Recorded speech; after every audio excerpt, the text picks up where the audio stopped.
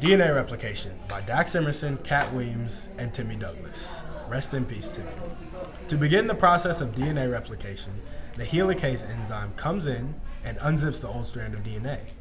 The gyrase enzyme provides backup support to the helicase enzyme by relieving strain on the DNA strand while it's still being unwound. Next, the RNA primase will come in and add short sequences of RNA to both strands of the Okazaki fragments, or the DNA primer. And on the screen here, we'll see the DNA primer being drawn with the Okazaki fragments.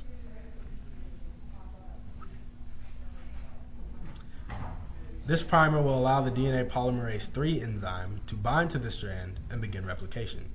This enzyme adds nucleotides to each template strand in a 5' to 3' direction. It essentially forms bonds and proofreads the new strand. These nucleotides that will end up attaching to the new daughter strands of DNA are initially deoxyribose triphosphates, but they lose 2 phosphate groups during the replication process to release energy.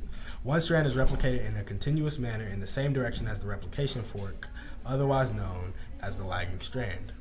And here on the screen being drawn is the lagging strand. To that end, and on a similar note, the other strand is replicated in fragments, or Okazaki fragments, in the opposite direction with the lagging strand, and this is why the double helix form of deoxyribose nucleic acid is said to run anti-parallel to one another. The SSB is used to bind single-strand DNA as well as to stabilize denatured DNA. And then DNA polymerase I will remove the RNA primers and replace them with DNA. Talk about scrub ribonucleic acid. Finally, DNA ligase will join the Okazaki fragments together to a continuous strand, and we'll have 2 daughter strands from the parent strand.